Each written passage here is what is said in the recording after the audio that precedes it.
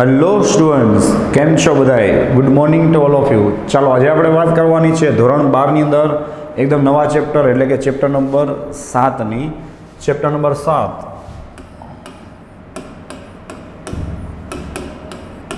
એસી current, જેને આપણે ગુજરાતીમાં કહીએ છીએ એસી વિદ્યુત પ્રવાહ. રેડી છે? તમને યાદ જ હશે કે લાસ્ટ લેક્ચરમાં આપણે લોકોએ ચેપ્ટર 6 છે એને પૂરું કર્યું હતું, બરાબર છે, જેની અંદર આપણે લોકોએ એનસીઆરટીને લગતા અમુક ઇમ્પોર્ટન્ટ એક્ઝામ્પલ અને સ્વાધ્યાય દાખલાઓ જે કમ્પ્લીટ કર્યા હતા, બરાબર છે. તો આજે આપણે એકદમ નવું ચેપ્ટર એસી કરંટ સ્ટાર્ટ કરવાનું છે. તો આમ જોવા જાવ તો તમે લોકોએ ચેપ્ટર 4, 5 અને 6માં ફાઇનલી શું કર્યું ભાઈ? તો કે હાસ મેગ્નેટિઝમ જે પૂરું કર્યું, બરાબર છે. તો એવી આશા છે કે ભાઈ મોટાભાગની વસ્તુ છે તમને થિયોરિટિકલી તો આપણે જે કરાયું છે તમે આઈડિયા આવી ગયો હોય. ન એવો એ વસ્તુમાં ઓન ધ સ્પોટ હજી પણ કહું છું કે પૂછી લેવું પહેલાં, એટલું તો તમને આવડવું જોઈએ જ, કારણ કે થિયોરિટિકલ અથવા એકદમ બેઝિક એમસીક્યુ પૂછાય છે, બરાબર છે. પછી તમે જે પેપર સોલ્વ કરો, એક્ઝામ લેવામાં આવે છે એમાંથી એમસીક્યુઝમાં ડાઉટ હોય તો તમે એ પણ ખાસ ડિસ્કસ કરી શકો છો, અને પછી તમારી પાસે ટાઈમ હોય એ પ્રમાણે તમે એક્સ્ટ્રા સોલ્વ કરી શકો છો, કારણ કે મોટાભાગના ઇમ્પોર્ટન્ટ એમસીક્યુઝ તો આપણે ઓલરેડી ભેગા જ કરાવેલા છે. તો એમાં કાંઈ ડાઉટ હોય તો તમે પૂછી શકો છો, બરાબર છે. તો એ પ્રેક્ટિસ ખાસ કરતા રહેજો. મેગ્નેટિઝમ છે એ તમને આવડી જશે તો કાંઈ પણ તમને આવડી શકે, બરાબર, કારણ કે એમાં ઘણાને કન્ફ્યુઝન હોય છે અથવા તો ઘણાને બોરિંગ લાગતું હોય છે આ તે. તો આપણે એને ફાઇનલી શું કર્યું ભાઈ? પૂરું કરેલું છે. ને આપણે વાત થઈ તે પ્રમાણે કે ચેપ્ટર 6 છે એમાં યાદ છે મેં કીધું હતું એસી જનરેટર વખતે કે એસી જનરેટર છે, બરાબર છે, એનો એ શું છે આપણા ચેપ્ટરનો છેલ્લો કન્સેપ્ટ હતો ને ચેપ્ટર 6નો, અને આનું જે બેઝિક છે એટલે કે ચેપ્ટર 7નું અહીંયાથી શું થાય? સ્ટાર્ટ થાય. સમજાય ભાઈ? તો તમને ત્યારે પણ એની વાત કરેલી જ હતી. તો અમુક એ ચર્ચાઓ છે એ પાછી તમને આજે કામ આવશે. તો ચેપ્ટર 6 છે એ આપણે એસી કરંટથી પૂરું કર્યું હતું, એસી જનરેટરથી, જ્યાં આપણે વાત થઈ હતી યાદ છે ભાઈ કે એસી કરંટ છે એ શું કામ આપણા ઘરે આવે છે? તો બસ ત્યાંથી જ આપણે આની બેઝિક છે એ ચર્ચા ચાલુ કરવાની છે, બરાબર, કે ભાઈ એસી કરંટ છે આપણા ઘરે શું કામ આવે છે, ડીસી શું કામ નહીં? તો આપણે એની વાત કરેલી છે કે ભાઈ જ્યાંથી આપણે એને ઉત્પન્ન કરી છીએ, જ્યાંથી આપણે એને પ્રેરિત કરી છીએ, જ્યાંથી આપણે એને પેદા કરી છીએ, ત્યાં જ એ એસીના અલ્ટરનેટિંગના સ્વરૂપમાં પેદા થાય છે. શું કામ? તો પાછી એની સાબિતી જે નાનકડી પાછી હું લખાવીશ, તમારું ધ્યાન ખેંચવા, તમને પાછું યાદ રહે, કારણ કે અમુક ટાઈમ પછી તમે વાંચશો તો તમને ખ્યાલ હોવો જોઈએ કે આ બધું બેઝિક છે એ આના પાછળનું કારણ હતું. સમજાય છે ભાઈ? તો એકવાર તમારી પાછું લખવાનું થાય પણ તમને આઈડિયા આવી જશે.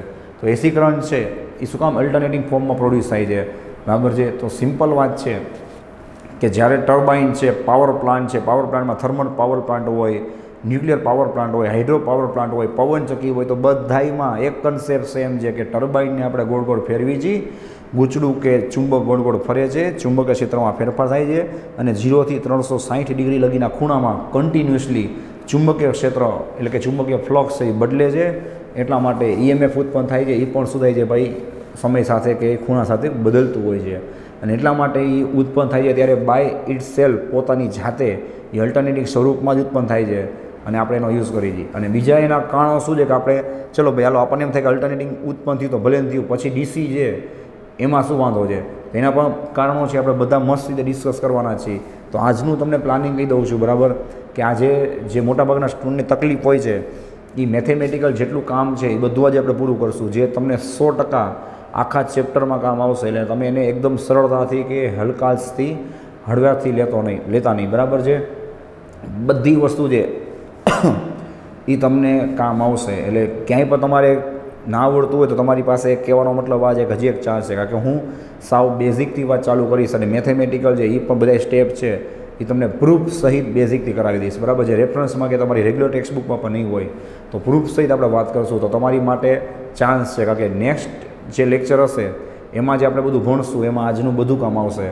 તો પછી તમને અધોચારે કાંઈ પણ વસ્તુ ન આવડે ત્યારે તમને કન્ફ્યુઝન થાય તો શું થશે ભાઈ? વધારે તકલીફ પડશે, વધારે સમય બગડશે. એટલે આની અંદર આખા ચેપ્ટરમાં જેટલું મેથેમેટિક કામ આવશે એ બધું તમને આખું રિવાઇઝ કરી દઉં છું, અને બધું 100% એકવારની 1000 વખત કામ આવશે એ કહી દઉં છું. એટલે આને હળવાશથી લેવું નહીં, પાકું છે. અને જેને કાંઈ ખબર જ નથી એના માટે ચાન્સ છે કે એ લોકો પણ બીજા સ્ટુડન્ટ ભેગા થઈ શકે એમ છે, પાકું છે. તો એટલે જ આપણે એને બેઝિકથી સ્ટાર્ટ કરીએ છીએ, કારણ કે આ ચેપ્ટરથી તમને ખ્યાલ જ છે કે મોટાભાગના સ્ટુડન્ટને જેટલા આપણા ચેપ્ટર્સ છે 12મા ધોરણના એમાંથી સૌથી અઘરું ચેપ્ટર લાગતું હોય છે. તો એવું ક્યાંય તમને વાંધો નહીં આવે જો તમે સાથે રહેશો તો, અથવા તો જેવો વિડીયો જોવો એ ભેગી તૈયારી કરી લેવાની. એવું હોય તો એકવાર મોઢે લખી લેવાનું, વાંચી લેવાનું, ન સમજાય એ જ દિવસે કે બીજા દિવસે વધીને 1 કે 2 દિવસમાં પૂછી લેવાનું, એને સોલ્વ કરવાનું. તો ક્યાંય વાંધો નહીં આવે, બરાબર છે. અને પછી MCQsની પ્રેક્ટિસ કરવાની. પાકું છે. તો આ પ્લાનિંગ છે એ આ ચેપ્ટરમાં તમારે કરવું પડશે. તો આપણે પ્લાનિંગથી જ આગળ વધી જઈએ કે આખા ચેપ્ટરમાં જે જરૂર પડે છે અથવા મોટાભાગના સ્ટુડન્ટને કર્યા પછી પણ નથી સમજાણું હોતું એવી વસ્તુ છે એ બધી આજે આપણે ડિસ્કસ કરવાના છે. ક્યાંથી? તો કે બેઝિકથી. ચલો આ પ્લાનિંગ સમજાઈ ગયું. પછી એસી કરંટ ક્યાંથી આવ્યું એ ખ્યાલ આવી ગયો. નેક્સ્ટ આ ચેપ્ટરમાં આપણને ખબર જ છે કે આર, એલ અને સી ઉપર આપણે વધારે ફોકસ કરવાના છીએ. તો આર છે એ આપણે આખું ક્યાં ભણ્યા છીએ? ચેપ્ટર 3માં. આખા ચેપ્ટરમાં આપણે આરની ઉપર જ ફોકસ કર્યું, બરાબર, અવરોધ ઉપર. એલ એટલે શું થાય? ઇન્ડક્ટન્સ, જે આપણે હમણાં જ પૂરું કર્યું. ક્યાં? તો કે ચેપ્ટર 6માં. અને સી છે એ આપણે ક્યાં પૂરું કર્યું હતું? ચેપ્ટર 2માં. એટલે કે ચેપ્ટર 2, ચેપ્ટર 3 અને ચેપ્ટર 6. આર, એલ અને સી. તો યાદ રાખજો, આપણા આખા ચેપ્ટરમાં તમને ખબર જ છે કે આર, એલ, સી ઉપર આપણે વધારે ફોકસ કરશું. તો જેને આપણે કહેશું આપણા પિક્ચરની ભાષામાં અમર, અકબર અને એન્થની, કે આખા ચેપ્ટરના આ અમર, અકબર, એન્થની જે આ મેઇન 3 હીરો છે જેના ઉપર જ આખું ચેપ્ટર તમારે ભણવાનું છે.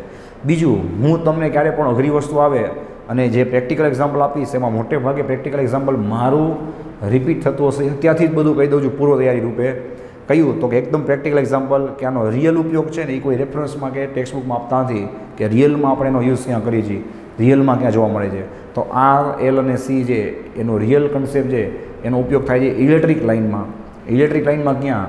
તો હમણાં જ હજી વાત કરી, એસી જનરેટરમાં વાત કરી હતી, ટ્રાન્સફોર્મરમાં વાત કરી હતી કે આપણે જે એસી કરંટ ઉત્પન્ન કરીએ છીએ, એસી ઉર્જા, એસી વોલ્ટેજ, એસી કરંટ, એસી EMF, એ ધારો કે ઉદાહરણ આપ્યું તો મેં તમને અમદાવાદ કે ગાંધીનગર એના પાવર પ્લાન્ટ હોય તો ત્યાંથી આપણે કરંટ છે અહીંયા પહોંચાડી દઈએ ત્યારે આપણે 200-500 કિલોમીટર, આખા ઇન્ડિયાની વાત કરીએ તો હજારો કિલોમીટરમાં આપણે શું કરીએ છીએ? આ કરંટને, કે એસી ઉર્જાને, એસી પ્રવાહને, એસી EMFને ડિસ્ટ્રીબ્યુટ કરી દઈએ.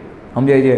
તો એટલા લાંબા અંતરોમાં રહેલા જે તાર છે એમાં શું થશે ભાઈ? આજે આખા ચેપ્ટરમાં તમે ભણશો ને એવા ગુણધર્મો પેદા થશે. ખ્યાલ આવે છે? તો દર વખતે હું તમને આપણી આજુબાજુની જે વીજ લાઈનો છે, લાંબી વીજ લાઈન, એના ઉદાહરણ આપીશ કે એની અંદર જો આ વસ્તુ જોવા મળે, આ વસ્તુ ઉત્પન્ન થાય, આ રીતે કામ કરે, આ રીતે એને નાબૂદ કરાય, આ રીતે એને ઓછું કરાય. પાકું છે? તો આ હશે આપણું પ્લાનિંગ. ઓકે, એમાં કોઈ ફેરફારો નહીં થાય. તો જેથી તમને અત્યારથી ખબર હોય તો એ તમને ભણવાની મજા આવે. પાકું? તો આના પણ આપણે પ્રેક્ટિકલ ઉદાહરણ લેવાના છીએ કે એસી કરંટ કે આ ચેપ્ટરમાં ક્યાં કઈ જગ્યાએ શું થાય છે, તો શું કામ ભણી છે એનું કારણ પણ મળી જશે. પાકું? ચલો ભાઈ, તો આપણે પિક્ચર કરી સ્ટાર્ટ. રેડી છે? એની અંદર એકદમ બેઝિકથી વાત ચાલુ કરી કે ભાઈ એસી કોને કહેવાય, ત્યાંથી જ આપણે શરૂઆત કરી. બરાબર? જોવો જોઈએ તો કે ભાઈ જે રાશિ, જે રાશિ એટલે કઈ? આપણા ચેપ્ટર માટે વોલ્ટેજ કે પ્રવાહ અથવા કરંટ, સમજાય ને? જે રાશિ ની કિંમત સમય સાથે સાઇન વિધેય અનુસાર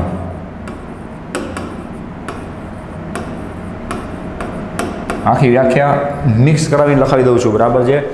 સાઇન વિધેય અનુસાર શૂન્યથી મહત્તમની વચ્ચે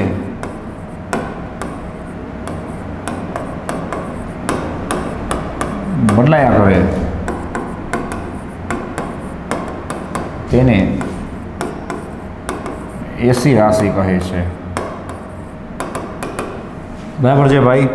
જો ભાઈ કરવું જ હોય, વ્યવસ્થિત શીખવું હોય તો આપણે બેઝિકથી શીખવાનું. આપણને આવડતું હોય તો એકવાર નજર નાખ લેવાની, એકવાર તમારે આ વિડીયો જોવાનો છે, બરાબર, એકવાર સમય ઉપયોગ કરવાનો છે કે બગાડવાનો છે, પછી બીજી વાર રિપીટ તો થવાનું નથી. એકવાર તમને આવડી ગયું હોય, જ્યાં કચાશ હોય, તમને ના આવડ્યું હોય કોઈ જે તે સમયે, તો તમારે એકવાર શીખાઈ ગયું તો પછી નેક્સ્ટ વિડીયો છે એ તમને તો સમજાશે કે મારે આગળ શું કરાવવું છે, મારે મારા અંદાજમાં જ કરાવવું પડશે. તો એના માટેની પૂર્વ તૈયારી છે એ મારે મારા અંદાજમાં જ કરાવવી પડશે. તો આ બધું જે હું વિચારીને જ કરાવું છું કે જે તમને ક્યાંક ને ક્યાંક નેક્સ્ટ વિડીયોમાં, એના પછીના વિડીયોમાં, ક્યાંક ચેપ્ટરના અંત સુધીમાં કામ આવવાનું હોય. બરાબર? અને કદાચ ન ખબર હોય એવું બને તો શું છે કે એને કોઈ સ્ટુડન્ટને અત્યારે આવડી જાય. શું? તો બેઝિકથી જ વાત કરી છે કે કોઈ રાશિ તરીકે મારો ભાઈ આ ચેપ્ટરમાં આપણે શેની વાત કરીએ છીએ? વોલ્ટેજ કે કરંટની. એ સમય સાથે સાઇન વિધેય અનુસાર. હવે સાઇન શું કામ આવ્યું ખબર પડી ગઈ? હમણાં મેં રિવિઝન કરાવ્યું ચેપ્ટર 6 એસી જનરેટર, કે એની કિંમત છે એ સાઇન અનુસાર બદલાય છે. અને આપણે પાછું લખવાના પછી જ હમણાં. રેડી છે? અને કેની વચ્ચે ભાઈ તે પણ મેં તમને ચોખવટ કરી દીધી કે શૂન્યથી લઈને મહત્તમ વચ્ચે કન્ટિન્યુ શું કરે ભાઈ? બદલાયા કરે. તો તેને શું કહેવાય? એસી રાશિ કહેવાય. એટલે કે એસી કરંટ અથવા તો એસી વોલ્ટેજ. જ્યારે ડીસી હોય તો તમને ખબર જ છે કે એની કિંમત કેવી રહેવાની ભાઈ, સમય સાથે બદલાતી નથી, બરાબર ને. તો કે જે રાશિ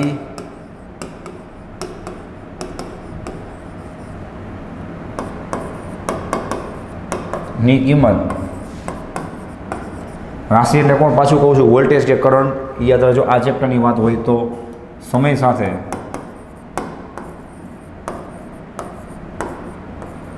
અચળ રહે તો તેને ડીસી રાશિ કહી જશે, ડાયરેક્ટ કરંટ, બરાબર ને, પાકું. અથવા ડીસી સિગ્નલ કહેવાય, સિગ્નલ નામ વાપરે છે ઘણીવાર, કરંટ, વોલ્ટેજ, રાશિ બધું એક જ થાય. આપણે તો એસી ડીસી સમજાવવું જોઈએ, પાકું. કે એની કિંમત શું થતી હોય ભાઈ, તો કે સમય સાથે જોઈ અચળ રહેતી હોય. રેડી છે. બીજી વાત કે આપણે ચેપ્ટર 1 થી લઈને મોટા ભાગના ચેપ્ટર ભણ્યા હે ભાઈ, એમાં જોજો આપણે મોટા ભાગે 90-95% છે ને આપણે ડીસીનો જ યુઝ કર્યો છે, સમજે, એસીનો યુઝ નથી કર્યો. તો એસીનો પર્ટિક્યુલર યુઝ છે આપણે ક્યાં આ ચેપ્ટરમાં જ ભણી. શું કામ કે ડીસીથી અમુક વસ્તુઓ જોવા મળે છે, એવી રીતે એસીથી પણ અમુક એવી અસરો છે કે જે તમને હેરાન કરે છે અથવા તો તમને ઉપયોગ આવે છે, એ બધી આપણે આ ચેપ્ટરમાં ભણશું. તો એસીને પાછું જે કંઈક ને કંઈક એવા ગુણધર્મો છે, લાક્ષણિકતાઓ છે, જે શું કરશે, જ્યારે વાયરમાંથી પસાર થશે ત્યારે પોતાનો સ્વભાવ બતાવશે. જેમ ડીસી બતાવે છે એમ એસી પર પોતાનો કંઈક સ્વભાવ બતાવશે. અને એ અસરો છે એ અવગણી શકાય એવી ન હોય, હો ભાઈ, અવગણી શકાય એવી ન હોય. એટલે આપણે શું કરી ભાઈ એને ભણી છીએ કે એનાથી શું ફાયદો થાય, શું નુકસાન થાય, બરાબર છે, જે ભવિષ્યમાં આવવાનું છે. ચલો, તો સમય સાથે કેવી રહે, અચળ રહે, તો એને શું કહેવાય, ડીસી કહેવાય, બરાબર. આપણે ડીસીના બેઝિક ગ્રાફની વાત કરી, અરે સોરી, એસીના બેઝિક ગ્રાફની વાત કરી, તો અહીંયા ખૂણો, આ પહેલાં ગ્રાફ આપણે બધું લખી નાખશું, બરાબર, પછી ડાયરેક્ટ ગ્રાફ જ દોરીશ. ખૂણો અથવા સમય હોય એની સાથે વોલ્ટેજ કે કરંટ નામની રાશિ છે ભાઈ, એ બદલાતી હોય તો એની વાત થાય છે, બરાબર છે. કે શું થશે જોવું જોઈએ કે આપણે વાત થઈ પ્રમાણે તમને આ રીતે સાઇનનો ગ્રાફ છે એ જોવા મળશે, બરાબર. ખાલી આ જ ગ્રાફને આપણે એસી કહીએ એવું જરૂર નથી. તો તમે રેફરન્સ બુકમાં જોશો તો તમને આવી રીતના બીજા ગ્રાફ પણ જોવા મળશે. રેડી. તો આને કહેવાય સ્ક્વેર વેવ, સમજે, સ્ક્વેર વેવ કહેવાય, સ્ક્વેર. આ છે એ સાઇન વેવ છે, બરાબર. આપણે ત્રિકોણમિતિમાં જોઈ ગયા છીએ સાઇન વેવ. પછી નેક્સ્ટ આપણે વાત કરી, આ બધા એસી તરંગો જ છે, હો ભાઈ, કે આને કહેવાય ટ્રાયંગલ વેવ, ખ્યાલ આવે છે, આને કહેવાય ટ્રાયંગલ વેવ. પછી આ પણ એસી તરંગ છે, જે અમુક વાર અમુક એવા ડિવાઇસ હોય, અમુક એવી રચના હોય જેમાં તમને જોવા મળે છે. રેક્ટિફાયરમાં એમાં આપણે ક્યાંક ભણવામાં આવશે, બરાબર છે. તો પહેલાં તમને આ ખ્યાલ હોવો જોઈએ કે આ બધા શું કહેવાય, એક જાતના એસી તરંગો જ કહેવાય, બરાબર, જેની વેલ્યુ તમે ચોખ્ખું જોઈ શકો છો કે સમય સાથે કન્ટિન્યુ બદલાયા કરે છે. પાકું છે. રેડી. તો ઘણા સ્ટુડન્ટ શું સમજતા હોય ભાઈ કે આવો ગ્રાફ જોવે એટલે એને એમ થાય કે કરંટ છે એ પણ આમ જતો હોય છે, બરાબર. તો મહેરબાની કરી ધ્યાન રાખજો, આ કરંટ નથી, કરંટનો ગ્રાફ છે. આ વોલ્ટેજ નથી, વોલ્ટેજનો ગ્રાફ છે, જે બતાવે છે કે એની અંદર ઉર્જા કે ઈએમએફ છે એના ફેરફારો કે કરંટના ફેરફારો આ રીતે થાય છે કે ભાઈ આ સમય વધે છે, આ સમય ઘટે છે, આ સમય મહત્તમ થાય છે, આ સમય દિશા બદલે છે, આ સમય ઝીરો થાય છે. પાકું છે. તો ભાઈ આ કરંટ કે વોલ્ટેજ નથી, આ એનો ગ્રાફ છે, બરાબર. ઘણાને આવા ડાઉટ કે કન્ફ્યુઝન હોતા હોય છે, બરાબર. ચલો ભાઈ, નેક્સ્ટ આપણે વાત કરી, જોવો જોઈએ, એક જ મિનિટ. ઓકે, ચલો ભાઈ, તો નેક્સ્ટ જોવો જોઈએ, ફ્લક્સ છે, ફ્લક્સ. ત્યાંથી જ આપણે વાત ચાલુ કરી રહ્યા છે. ફ્લક્સ NBA એટલે કે ફૈબા કોસ ઓમેગા ટી, બરાબર છે. તો આપણને ખબર જ છે કે સમય સાથે ફ્લક્સ બદલશે. ફેરાડે શું કીધું, બદલે તો જ ઈએમએફ મળે. એટલે ફ્લક્સ બદલાવવું આપણી મજબૂરી હતી, એટલા માટે ત્યાં કોસ આવે છે. અને પાછી અધિશ રાશિ છે. પછી આપણે d∅dt કરી તો આપણને ઈએમએફ મળશે. અને લેન્ઝના નિયમ મુજબ માઇનસ હશે એટલે NBA યાદ છે. પછી કોસનું શું થઈ જાય, minus sine omega T, omega પાછો વધારાનો બાજુમાં આવી જાય. એ બરાબર શું થશે જોજી, માઇનસ માઇનસ પ્લસ, આપણી શોર્ટકટ નવાબ સાઇન ઓમેગા ટી. ભલે આપણે આ ભણી ગયા છીએ એકવાર, શું આ લાગી 1 થી 2 મિનિટ થશે, પણ આપણને ખબર પડે કે આ બધું બેઝિક છે, ત્યાંથી જ આ વસ્તુની શરૂઆત થાય છે. રેડી છે. એટલે મારે તમને અમુક આગળ જતા એવા ઉદાહરણ આપવા છે ત્યારે આ બધી વસ્તુની જરૂર પડશે. તો શું આવશે ભાઈ, બોલો. E બરાબર EM sine omega T. Ready છે. E બરાબર EM સાઇન ઓમેગા ટી. તો આ ચોખ્ખું બતાવે છે ભાઈ કે આની કિંમત છે એ સાઇન વિધેય અનુસાર કન્ટિન્યુઅસ સમય કે ખૂણા સાથે બદલતી રહેશે, એટલા માટે આપણે એને અલ્ટરનેટિંગ કરંટ કે અલ્ટરનેટિંગ EMF કહીએ છીએ, બરાબર છે. ચલો તો આને તમે નોટ ડાઉન કરી લો. પછી આપણે નેક્સ્ટ ભાગ તરફ આગળ વધી, બરાબર, રેડી છે. ચલો નેક્સ્ટ આપણે વાત કરી તો હવે આપણે આમાં શું કરી, પાછો જે બેઝિક આલેખ હતો એ દોર નાખી. ચલો જોવું જોઈએ, અહીંયા મને જેટલી જરૂર પડશે એટલું આપણે દોરવાના છીએ ખાસ. ચલો આ વસ્તુ આપણે 11માં ભણીને આવ્યા છીએ. એકવાર તમારી પાસે ચાન્સ છે, પાછો રિપીટ કરી લઈએ છીએ, બરાબર. આવડતું હોય તો એ ધ્યાન આપજો, આજના લેક્ચરમાં જ આ બધી વસ્તુની જરૂર પડશે મોટા ભાગે, જોજો. ચલો ભાઈ, અહીંયા તમને ખબર છે કે અહીંયા એક આવર્તન પૂરું થાય, એક આવર્તન, બરાબર છે. તો એક આવર્તન પૂરું થાય એ સમયને આપણે શું કહીએ, આવર્તકાળ ટી કહીએ છીએ, બરાબર છે. આવર્તકાળ ટી કહીએ છીએ, રેડી છે. આખું ટી હોય એટલે અહીંયા ટી હશે, સમજાય ભાઈ. તો અહીંનું અડધું કેટલું થાય બોલો, T/2 થાય, અને અહીંનું અડધું કેટલું થાય, T/4. એટલે કે એમ કહેવા માંગે છે કે T/4 ઉપર આની કિંમત મહત્તમ છે, T/2 ઉપર 0 છે, પછી વિરુદ્ધ દિશામાં મહત્તમ છે, T ઉપર પાછી 0 છે, અને એક સાયકલ શું થઈ ગઈ ભાઈ, પૂરી થઈ ગઈ. તમને ખ્યાલ છે કે આ છે એ શું હશે, પોઝિટિવ હશે, જેને આપણે કહીએ છીએ શૃંગ. આ નેગેટિવ હશે, જેને આપણે કહીએ છીએ ગર્ત. પાકું છે, શૃંગ અને ગર્ત. પછી આ જેની મહત્તમ કિંમત છે આની પર જરૂર આજે પડશે, રેડી. અને આપણે ઇંગ્લિશમાં જ લખું છું આ, કે તમને એની ઇંગ્લિશમાં જરૂર પડશે. આપણે એની પીક કિંમત કહીએ છીએ, તો પીક વેલ્યુ, રેડી છે. એની પીક વેલ્યુ જોવો જોઈએ. અને બીજું એને કહેવાય, તમને ખબર જ છે, એનો કંપ વિસ્તાર, જેને આપણે કહીએ છીએ ઇંગ્લિશમાં એમ્પ્લિટ્યૂડ. કે એની શું બતાવે છે, મહત્તમ કિંમત, કે ભાઈ આ વોલ્ટેજ છે એ વધઘટ થશે, તેમાં મહત્તમ કિંમત છે એ તમને આટલી, એટલે કે વધુમાં વધુ કિંમત છે એ તમને વોલ્ટેજ કે કરંટની આટલી મળશે. પાકું છે. હવે આની અંદર જે બેઝિક બધી વ્યાખ્યાઓ છે એ તમારે એકવાર ક્લિયર કરવાની છે, કે આ બધી રાશિઓ છે આખા ચેપ્ટરમાં હજારો વાર રિપીટ થશે, બરાબર. તો ક્યાંય કચાશ ન રહેવી જોઈએ. ચલો પહેલી આપણે રાશિની વાત કરી ભાઈ, તો કે આવર્તકાળ.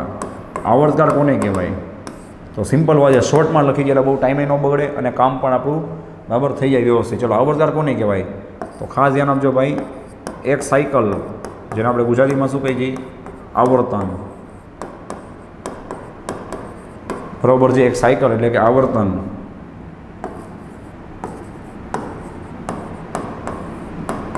પૂરું થવા માટે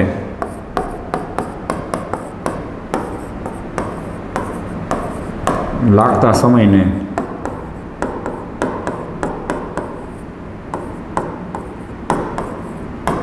આવર્તન કહે છે, બરાબર. તમારે મેઇન ફોકસ ક્યાં કરવાનું છે ભાઈ, જોવો જોઈએ કે એક આવર્તન છે એ પૂરું થાય એમાં જેટલો સમય લાગે ને, જો મેં હાઇલાઇટ કરેલું છે કે એક આવર્તન પૂરો થયો તેમાં જે સમય લાગ્યો એને આપણે કહીએ છીએ આવર્તકાળ, બરાબર. ચલો નેક્સ્ટ આપણે વાત કરી આવૃત્તિની. ખાસ ધ્યાન રાખજો, આવૃત્તિમાં શું આવશે ભાઈ, ઊંધી ડેફિનેશન આવશે કે 1 સેકન્ડમાં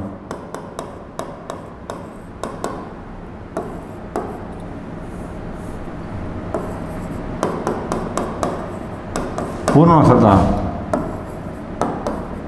1 સેકન્ડમાં પૂર્ણ થતા આવર્તનની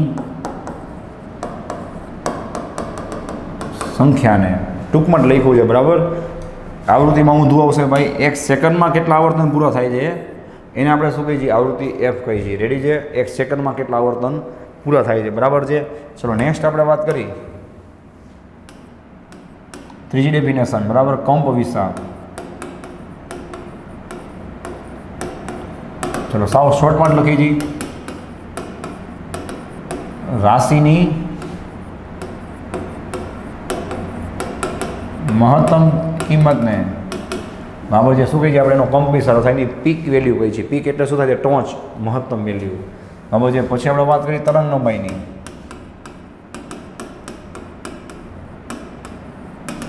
તો સિમ્પલ હોય, તરંગની લંબાઈ કોને કહેવાય, તો કે ભાઈ 2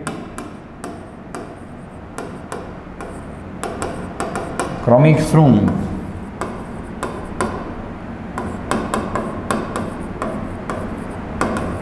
અથવા ગર્ત વચ્ચેના અંતરને, બરાબર છે, બે ક્રમિક શૃંગ અથવા તો ગર્ત વચ્ચેના અંતરને આપણે શું કહીએ છીએ? તરંગમય કહીએ છીએ. તો જો આ બે ક્રમિક શૃંગ થઈ ગયા, ક્રમિક એટલે બાજુના, એના અંતરને આપણે શું કહીએ છીએ ભાઈ? લેમડા. એવું નથી એને જ લેમડા કહેવાય, ખ્યાલ આવે? એક તરંગ પૂરું થાય તો એ લેમડા થયું. હવે એવું કહી શકાય એક ધન સાયકલ અને એક ઋણ સાયકલ ને સંપૂર્ણ કરતા તરંગને જો જઈ આ સુધી લેમડા થયું ને, આ અંતર બતાવે છે કે આટલું તરંગ લાંબુ છે. તો તરંગમાં એ બધી શું માહિતી મળશે ભાઈ? કે શૃંગ અને ગર્ત છે એ કેટલા મોટા છે કે નાના છે. રેડી છે? કે તરંગલંબાઈની આવૃત્તિ શું હશે? એકબીજાના વ્યસ્ત પ્રમાણમાં હશે. અને છેલ્લી વ્યાખ્યા જે સૌથી મહત્ત્વની છે આ ચેપ્ટર માટે, બરાબર છે, જોજો ખાસ, કળા એટલે કે ફેઝ, અને કઈ રીતે ઉપયોગ કરવી એ પણ આપણે ભેગી પ્રેક્ટિસ કરી નાખશું, બરાબર? ભેગી જ. ચલો, કળા અથવા આપણે એને કહીએ છીએ ફેઝ, બરાબર? કોને કહેવાય?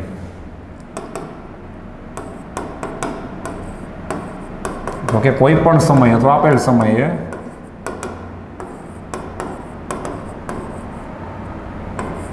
રાશિની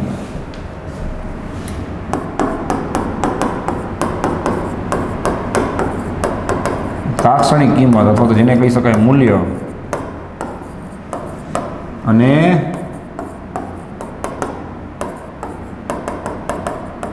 દિશા દર્શાવતી રાશિને, બરાબર છે, શું કહેવાય? તો કે કળા કહેવાય. આખા ધ્યાન આપજો, આની જરૂર આખા ચેપ્ટરમાં તમને ખબર છે પડવાની જ છે. કે તમે એમ કહો ભાઈ કે આટલા સમયે તાક્ષણિક કોને કહેવાય? સમજાય ભાઈ? એ સમય પૂરતી ભાઈ 5મી સેકન્ડે એનો કંપવિસ્તાર કેટલો હશે? એની કિંમત કેટલી હશે? સોરી, કંપવિસ્તાર તો ન કહેવાય, પણ એની કિંમત કેટલી હશે? 6ઠી સેકન્ડે એનો કરંટ કેટલો હશે? વોલ્ટેજ કેટલો હશે? એ કઈ દિશામાં હશે? કઈ દિશા કેમ ખબર પડે? ધનમાં હશે કે ઋણમાં હશે? તો એ જે માહિતી આપે એને કળા કહેવાય. કહું જ છું બધું, અને આપણે ઉપયોગ પણ કરશું મેથેમેટિકલી, કઈ રીતે કામ કરે છે ધ્યાન આપજો. ખાલી જોવો જોઈએ. હમણાં મેં સૂત્ર લખ્યું હતું કે નહીં, E બરાબર EM sin ઓમેગા t, તો કામ આવી ગયું, આપણે સાબિત કર્યું હતું. હે ભાઈ? જોવો જોઈએ. અને તમારામાં પ્રારંભિક કળા બતાવી હોય તો શું થાય? E બરાબર EM into sine omega t વત્તા φ0. ખ્યાલ આવે? તો આ શું માહિતી આપે જેની આપણે વાત કરી કે φ0 શું કહે છે ભાઈ? કે એની પ્રારંભિક કળા આટલી છે. આમાં આપણે φ0 નથી બતાવ્યો. એનો મતલબ શું થયું? કે બાય ડિફોલ્ટ આપણે પ્રારંભિક કળા શું લીધી છે? 0. એનો મતલબ કે આપણો જે ગ્રાફ છે 0થી સ્ટાર્ટ થાય છે. કળા તમને ક્યારે કામ આવશે? કળા તફાવત ગોતવા, કે બે ગ્રાફ હોય એને સરખાવવા, કે ભાઈ કયો ગ્રાફ છે, એટલે કે વોલ્ટેજ અને કરંટ હોય તો વોલ્ટેજ અને કરંટ છે એકબીજાથી કેટલા આગળ છે, પાછળ છે, ભેગા ચાલુ થાય છે, તો ત્યારે તમને કળા તફાવત કામ આવશે, બરાબર? એંગલ બતાવવા માટે.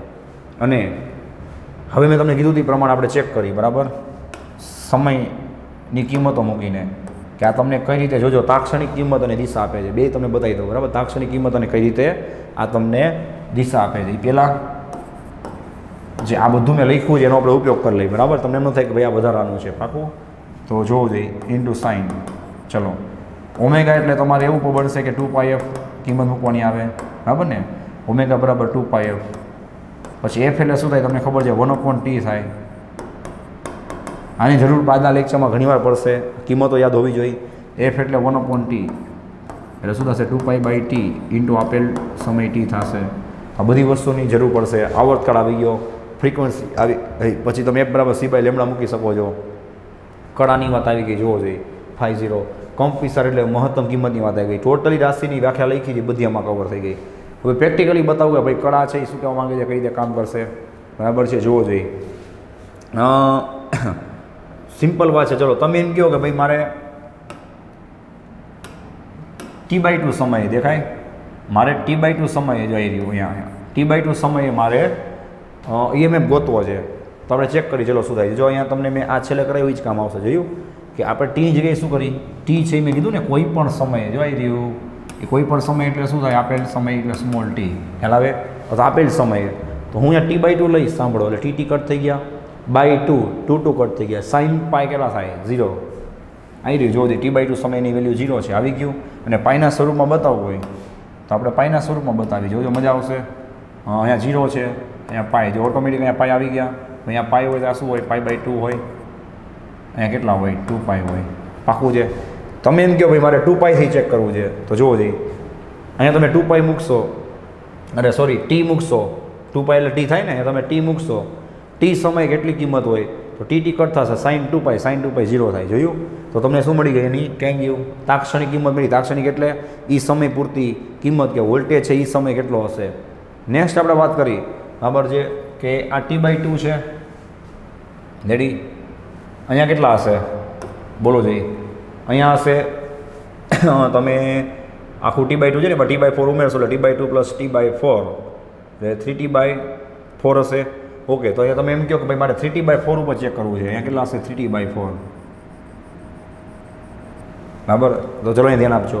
અહીંયા તમે 3T/4 મૂકો જોઈએ. 3T/4 ટી કટ થઈ ગયા બરાબર છે. 2 દુ 4 એટલે 3π/2 આવ્યું. સાઇન 3π/2 કેટલા થાય મારો ભાઈ? -1 થાય. જોયું? તો -1 આવ્યો. એ માઇનસ શું બતાવે છે કે દિશા, મતલબ કે આ વિરુદ્ધ દિશામાં મહત્તમ છે. સમજાઈ ગયું? તો આ થઈ ગયું આખું પ્રેક્ટિકલી અથવા મેથેમેટિકલી પ્રૂફ કે કળા કઈ રીતે બતાવે, કળાની વ્યાખ્યા શું છે. સમજાણું? કે તમને તાક્ષણિક કિંમત એટલે એ જે તે સમયની કિંમત આપે અને દિશા આપે. એટલે કે એ સાઇન ઉપરથી ખબર પડે કે આ કઈ દિશામાં છે, મતલબ કે મહત્તમ જે લઘુત્તમ છે તો એ કઈ દિશામાં છે અથવા પ્રવાહ કઈ દિશામાં વહે છે. એ બધી માહિતી આપતી રાશિને શું કહેવાય ભાઈ? કળા કહેવાય. ખ્યાલ આવી ગયો? ચલો આને નોટ ડાઉન કરી લો. પછી આપણે વાત કરી ભાગ નંબર 3ની. ભાગ નંબર 2 આપણે પૂરો કર્યો. રેડી છે? ચલો ભાઈ લખાઈ ગયું. નેક્સ્ટ આપણે વાત કરી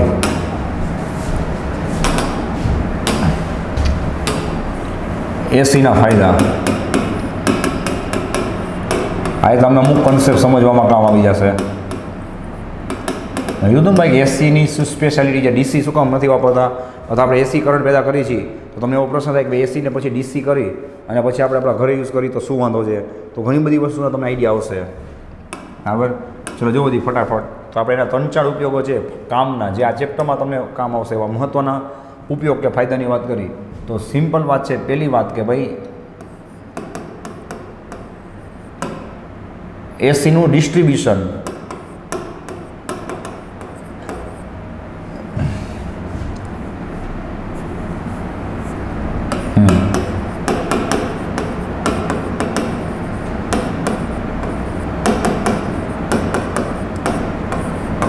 વહેંચણી શું છે ભાઈ?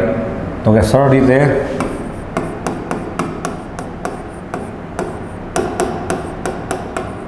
કરી શકાય. મેં તમને આવીને જ કીધું હતું ને લેક્ચર સ્ટાર્ટ કર્યો ત્યારે જ કે ભાઈ એસી છે એ આપણે આખા ઇન્ડિયામાં યુઝ કરતા હોઈએ તો ડીસી છે એમાં થાય શું કે વાયરમાં એનો કરંટ છે એ કન્ટિન્યુ હોય એટલે થાય શું ભાઈ કે એમાં જુલુસમાં એટલે કે વધારે લોસ પેદા થાય. એસીની કિંમત વધતી હોય ઘટતી હોય, 0 થાય, કન્ટિન્યુ બદલ્યા કરે, તેમાં શું થશે? ઓવરઓલ લોસ ઓછો થાય અને લાંબા અંતર સુધી પહોંચાડવું શું પડે? પોસિબલ છે અને થોડુંક સસ્તું પડે ડીસી કરતાં. પાકું છે. તો એક આ ફાયદો થઈ ગયો. બીજું આપણે વાત કરી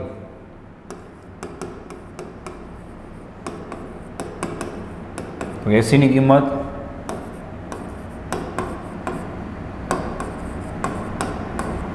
વધારી ઘટાડી શકાય. રેડી છે? વધારી ઘટાડી કઈ રીતે શકાય? જો કે ડીસીને પણ વધારી ઘટાડી શકો જ છો. તો મારે કંઈ કહેવાની જરૂર નથી. આ લખીશી ભેગું તમે સમજાઈ જશે.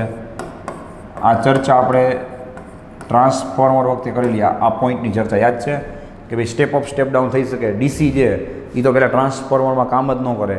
સમજાય છે ભાઈ? તો એને તમે પ્રોબ્લેમ શું પડે કે એક જગ્યાએ બીજી જગ્યાએ પહોંચાડો અથવા તમારે કોઈ જગ્યાએ વધારે જરૂર પડતી હોય તો તમે એને સ્ટેપ અપ સ્ટેપ ડાઉન કેમ કરો? કારણ કે એસી સ્ટેપ અપ સ્ટેપ ડાઉન થાય કોની મદદથી? તો કે ટ્રાન્સફોર્મરની મદદથી. રેડી છે? પછી નેક્સ્ટ વાત કરી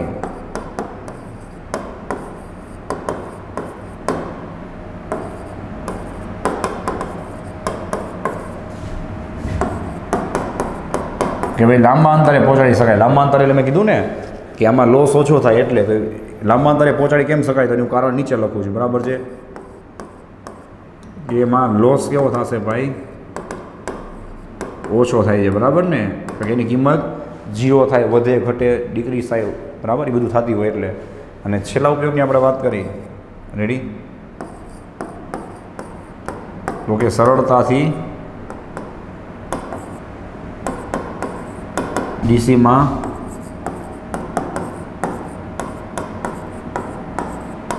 રૂપાંતર કરી શકાય. હવે તમને એમ થાય કે નહીં મારે ડીસી જોતું હોય તો એનું શું કરવાનું ભાઈ?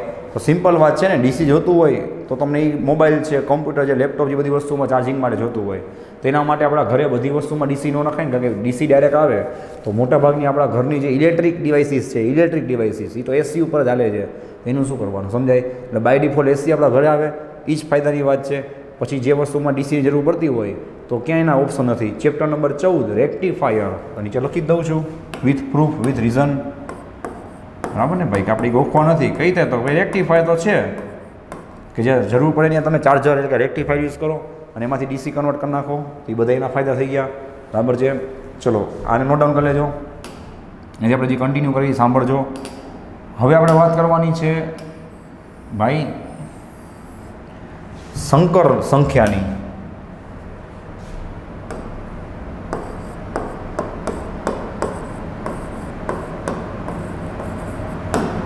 સમજે ભાઈ, સંકર સંખ્યા કોને કહેવાય? નામ એવું કામ છે, સંકર સંખ્યા નામમાં જો ઇંગ્લિશમાં આપણે એને કહીએ છીએ કોમ્પ્લેક્સ નંબર, કે બે વસ્તુનું કોમ્પ્લેક્સ થવું, જટિલ બનવું. સંકર શબ્દ તમે લોકો બાયોલોજીમાં પણ યુઝ કરો છો, કે બે પ્રજાતિ કોઈ પણ હોય તેને મિક્સ કરવા માટે, મિક્સ કરીને કંઈક બનાવવામાં આવે કોઈ નવી પ્રજાતિ, તેને આપણે સંકર કહીએ છીએ. તો સંકરનો આખો મિનિંગ સમજાય કે જે પોસિબલ નથી એવી બે વસ્તુને ભેગી કરવી. તો મારો ભાઈ અહીંયા પણ એવું જ થશે. આખું તમને કહું છું એના પછી આખું નામ તમને સમજાઈ જશે. આની પણ જરૂર છે, યાદ રાખજો, નેક્સ્ટ વિડીયોમાં અને આખા ચેપ્ટરમાં ક્યાંક ને ક્યાંક નાની તો નાની જરૂર પડશે, ત્યારે તમને નવું ન લાગે અને ગોખવું ન પડે, એટલે એનું બેઝિક જોઈ લઈ. અને હાવ બેઝિકથી કહું છું, બરાબર. આ પ્યોર મેથેમેટિક્સ છે, તમને આવડી જ જશે 100%. ત્યાંથી આપણે ચાલુ કરીએ છીએ, બરાબર. જુઓ ભાઈ, એ સિમ્પલ વાત છે કે આપણે 4નું વર્ગમૂળ કરી તો પ્લસ ઓર માઇનસ 2 મળે કે ન મળે? વિચાર લ્યો, આપણે કાંઈ ઉતાવ નથી, એકદમ બેઝિકથી કરી દઈએ. આવડતું હોય તો ધ્યાન આપજો. હવે આમાંથી જ આપણે નવી વસ્તુ શીખવાની છે. 9નું વર્ગમૂળ કરી તો પ્લસ ઓર માઇનસ 3 મળે નહીં? મળે. આ બધી વસ્તુ પોસિબલ છે? તો કે છે, યસ. તો આ શું કહેવાય? વાસ્તવિક કહેવાય, રિયલ કહેવાય. સમજાય છે ભાઈ? હવે સેમ વસ્તુ ધ્યાન આપજો, આપણે 1નું વર્ગમૂળ કરી તો પ્લસ ઓર માઇનસ 1 થાય કે ન થાય? થાય, યસ. પણ હવે ધ્યાન આપજો ભાઈ, પણ શું હું -1નું વર્ગમૂળ કરું તો ત્યારે કીધું આપણે એવું ભણતા 8, 9, 10માં માનેમાં ભાઈ, કે માઇનસનું વર્ગમૂળ ન થાય. કેલ્સીમાં કરી તો કેલ્સી બચાડું ના પાડી દઈએ, તો -1નું વર્ગમૂળ તો ખરેખર રિયલમાં તો થાય નહીં. તો આપણે મેથેમેટિકલી આગળ વધવા માટે ઘણી એવી બધી વસ્તુ છે કે જ્યાં તમારી બધું કરવું પડે તો તમારી ગાડીની અટકી જાય, એ ગાડી અટકે નહીં. એટલે આપણે એના બરાબર કોઈ એક વસ્તુ ધારી છીએ જેને આપણે કહીએ છીએ આઈ. સમજાય? આઈનું ફૂલ ફોર્મ શું થાય? તો કે ઇમેજનરી નંબર, જેને આપણે કહીએ છીએ કાલ્પનિક સંખ્યા. બધી જગ્યાએ આઈ જ દેખાય એવું જરૂરી નથી, પહેલેથી કહી દઉં છું. અમુક જગ્યાએ સિમ્બોલ તમને જે દેખાશે, અમુક જગ્યાએ કે દેખાશે, તો એ બધાને શું કહેવાય? ઇમેજનરી નંબર કહેવાય. સંકર સંખ્યા નહીં, ઊભા રહેજો હો, ઇમેજનરી નંબર કહેવાય. હજી તો નવા છે. હવે એ જ આઈ છે ભાઈ, જોવું જોઈએ. હવે આ બાજુ હું બે બાજુ સ્ક્વેર કરું, આઈ તમારા માટે મહત્વનું છે. તો આઈ સ્ક્વેર બરાબર શું થાય? -1 થાય. વિચાર લ્યો, i square is equal two -1 થાય. તો આ બધી વસ્તુ કામ આવશે. તો કે એ જે ઇમેજનરી નંબર છે એનો વર્ગ કરશો તો શું થયો? -1 થયો, બરાબર છે. તો બસ હવે સંકર સંખ્યા કોને કહેવાય? તો મેં કીધું ને કે બે પ્રજાતિ જેમ આપણે ભેગી કરી છે, એવી રીતના સંકર સંખ્યા કે કોમ્પ્લેક્સ કોને કહેવાય? કે ઝેડ બરાબર, આ ઝેડ એટલે સંકર સંખ્યાનો સિમ્બોલ છે, કે x + iy. સમજાય? કે એક રિયલ નંબર જે શક્ય છે અને એ રિયલ વસ્તુ સાથે કોઈ ઇમેજનરી વસ્તુ મિક્સ કરવી હોય તો ખરેખર થાય નહીં. ને જો તમે એને મિક્સ કરો તો જે નવી સંખ્યા બને એને આપણે શું કહી દઈએ ભાઈ? સંકર સંખ્યા કહી દઈએ. તો યાદ રાખજો, આ ચેપ્ટરમાં તમને એમ થાય ક્યાં કામ આવે ભાઈ? 1000 વાર કામ આવશે આ કન્સેપ્ટ. કે આપણું અમર અકબર એન્થની RLC અવરોધ છે એ રિયલમાં કોઈ વસ્તુનો હોય છે, જ્યારે ઇન્ડક્ટર અને કેપેસિટર વડે જે ઉત્પન્ન થતી અસરો છે ભાઈ, એને આપણે એ પણ શું કરે છે? કરંટનો વિરોધ જ કરે છે. પણ એને આપણે અવરોધ કહી શકીએ નહીં. એટલે એને આપણે અલગથી શું કરી દઈએ ભાઈ? ઇમેજનરી સ્વરૂપે બતાવી. એની અસર છે ખરા, પણ મેથેમેટિકલી પોસિબલ નથી, એટલે એને ઇમેજનરી તરીકે બતાવી અને આપણે એને અવરોધ સાથે ઉમેરીએ છીએ. તો ત્યાં આપણે એને શું કહીએ છીએ ભાઈ? કે સંકર સંખ્યા કહીએ છીએ, જે તમને મળે છે, જેનું નામ તમે સાંભળ્યું છે ઇમ્પિડન્સ. તો ઇમ્પિડન્સને પણ આપણે ઝેડ કહીએ છીએ, જે શું છે? એકચ્યુઅલમાં બે વસ્તુનું મિશ્રણ છે, બે અલગ અલગ જાતના અવરોધોનું મિશ્રણ છે. આપણો આર અવરોધ અને ઇન્ડક્ટર વડે ઉત્પન્ન થતો અવરોધ, બે રાશિઓને કોઈથી તમે ડાયરેક્ટ ઉમેરી શકો નહીં, કારણ કે બેના કન્સેપ્ટ 100% અલગ છે, બેના ગુણધર્મ, બેના સ્વભાવ અલગ છે, અને તોય તમે એને જબરદસ્તી ઉમેરો છો, બરાબર છે. એટલા માટે આપણે એને કહીએ છીએ સંકર સંખ્યા, જટિલ વસ્તુ કે કોમ્પ્લેક્સ નંબર. પાકું છે? તો હવે આમાં મેં સિમ્બોલ આપ્યા છે, તમે આપી દો, બધું દેખાય છે. જે શક્ય છે એવી રાશિઓને આપણે શું કહી દઈએ ભાઈ? તો કે રિયલ નંબર. વાસ્તવિક સંખ્યા આઈ નહીં, આઈની બાજુમાં જે સિમ્બોલ હોય ને એને એ મૂલ્ય છે એનું સમજાય છે ભાઈ. એને આપણે કહીએ છીએ કાલ્પનિક સંખ્યા અથવા કાલ્પનિક રાશિ, સમજાય ભાઈ, અથવા કાલ્પનિક સંખ્યા, જે તમારે કેવું હોય, જેવી જરૂર પડી પ્રમાણે બોલવાનું. પાકું છે ભાઈ. તો આઈને નહીં બોલવાનું, આઈની બાજુમાં. આઈ તો શું ધ્યાન ખેંચે છે, શું બતાવે છે કે જો ભાઈ મારી બાજુમાં છે એ કાલ્પનિક રાશિ, કાલ્પનિક મૂલ્ય છે, કાલ્પનિક સંખ્યા છે, આ વાસ્તવિક સંખ્યા છે, બરાબર. તો બેનું મિક્સિંગ કર્યું તો તમારી બાજુમાં આઈ બતાવવું પડે. તો સેમ વસ્તુ, આ ખ્યાલ આવી ગયો. વાતને આગળ વધારી. હવે તમારે એનું મૂલ્ય લેવાનું થાય, એમાં કંઈ બીવાર નથી. શું આવશે? વર્ગના સરવાળાનું વર્ગમૂળ. પણ મારો ભાઈ આઈની કાંઈ હરી કરતા નહીં, આઈની બાજુમાં હોય એને લેવાનું છે, એટલે કે x² + y² એનું રૂટ. અને ઘણીવાર એનો સિમ્બોલ શું આપવામાં આવે છે ભાઈ? તો કે સ્મોલ r આપવામાં આવે છે એના મૂલ્યને, બરાબર છે. જે તમે મારા ખ્યાલથી ચેપ્ટર 3, ચેપ્ટર 4, ધોરણ 11માં ભણી ગયા છો, આ બધી વસ્તુ તો બેઝિકમાં ત્યાં કામ આવશે. હવે આપણે વાત કરીએ છીએ એ પાછી તમને નેક્સ્ટ લેક્ચરથી છેક સુધી કામ આવશે. મહેરબાની કરી ધ્યાન આપજો. આવા તમે ગ્રાફ જોયા છે, બરાબર છે, આ ચેપ્ટરમાં. તો ધ્યાન આપજો ભાઈ. હંમેશા અહીંયા શું આપણે દોરશું? વાસ્તવિક અક્ષ, એટલે કે વાસ્તવિક જે રાશિઓ આપણે લેશું એ બધી અહીંયા બતાવશું, અને કાલ્પનિક અક્ષ એટલે ત્યાં કાલ્પનિક રાશિઓ બતાવશું. આ બધું હું તમને જે તે સમય યાદ કરાવીશ હો ભાઈ. પાકું છે. આ થશે આપણી કાલ્પનિક અક્ષ. રેડી છે. અને આ બનશે આપણો સંકર સંખ્યાનો, બરાબર, સિમ્બોલ ઝેડ, જેને આપણે કહીએ છીએ આર. હવે એ કોઈ એંગલ ઉપર હોય તો ઓબ્વિયસ વાત છે, એને તમે શું કરો? એના પ્રક્ષેપ લેશો તો તમને શું મળશે? બોલો જોઈએ. અહીંયા જે તમને એક્સ ઘટક મળશે ને, જેને શું કહેશું આપણે? R cos theta. પાસેની બાજુ છે ને ભાઈ, આર કોસ થીટા. અને અહીંયા તમને શું મળશે? વાય ઘટક મળશે, જે સામેની બાજુ છે, જેને આપણે શું કહીએ છીએ ભાઈ? R sine theta. આર એટલે ખબર પડે, જે માનાંકમાં જેડ લખો ત્યારે આરનો સાઇન ઘટક ને આરનો કોસ ઘટક. ખ્યાલ આવે? તો આ જ વસ્તુને તમારે લખવી હોય સાઇન અને કોસના સ્વરૂપમાં, હવે શું લખી શકાય? ઝેડ બરાબર આર કોસ થીટા વત્તા I into R sine theta. ખ્યાલ આવે છે? જેમાંથી આરને તમે કોમન કાઢશો તો તમને મળશે કોસ થીટા વત્તા આઈ સાઇન થીટા. ખ્યાલ આવે? તો આ બધી વસ્તુથી બેઝિક તરીકે તમને ખબર હોવી જોઈએ, જેથી તમે જ્યારે આગળ ફેઝર ડાયાગ્રામને બધાએ ગ્રાફ દોરશો, જે તમને ખબર છે બહુ જ ઇમ્પોર્ટન્ટ અને મહત્ત્વના છે, ત્યાં તમને આ કામ આવશે. પાકું છે. આને તમે નોટ ડાઉન કરી લો. પછી આપણે ભાગ નંબર 4ની વાત કરી, જે પણ આપણા માટે ઇમ્પોર્ટન્ટ છે. ચલો જોઈ લો જોઈએ. રેડી? ચલો નેક્સ્ટ આપણે ભાગની વાત કરી ભાઈ. હવે બરાબર ધ્યાન આપજો. આની જરૂર હજારો વાર પડવાની છે આ ચેપ્ટરમાં. મોટાભાગના સ્ટુડન્ટ કન્ફ્યુઝન હોય છે. બુકમાં કે રેફરન્સ બુકમાં ડાયરેક્ટ એનું વિધાન આપ્યું છે, તમારે યાદ રાખવું પડશે. અહીંયા આપણે એક નહીં બે અલગ અલગ રીતે પ્રૂફ કરશું, અને ઘણીવાર રિપીટ થશે. એમાં આપણે ઘણા બધા ફેરફાર કરીને બીજા કન્સેપ્ટ પર સમજશું. વિથ પ્રૂફ વાત આવશે, એટલે ખાસ ધ્યાન આપવી. જે તમે નામ લખી છે આઈડિયા આવી જશે, બરાબર છે. અને હવે જે કરાવું છું એ પાછું તમને ચેપ્ટર 14 રેક્ટિફાયરમાં કામ આવશે. અત્યારથી કહી દઉં છું, સેમિકન્ડક્ટર અથવા ઇલેક્ટ્રોનિક્સમાં, બરાબર છે. શું? તો કે પહેલાં આપણે વાત કરવાના છીએ ભાઈ સરેરાશ કિંમત.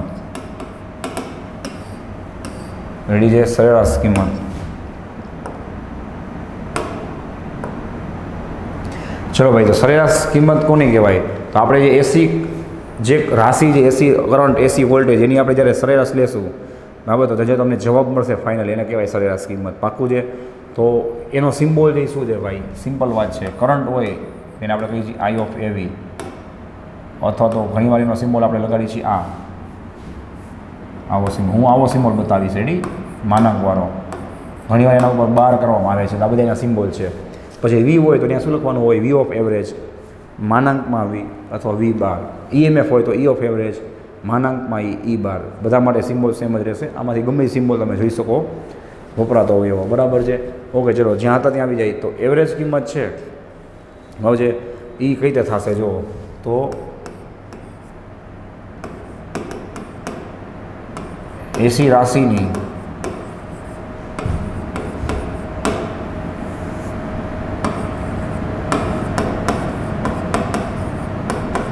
હવે ધ્યાન આપજો, આમાં એક એક શબ્દ કામનો છે. એક સંપૂર્ણ આવર્તકાળ પર, આ તમારો મેઇન પોઈન્ટ છે.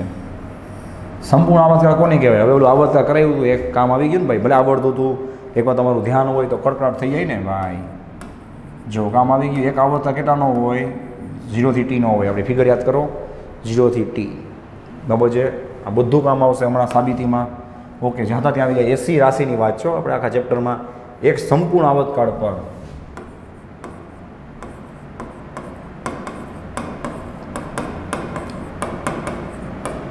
સરેરાશ કિંમત 0 થાય.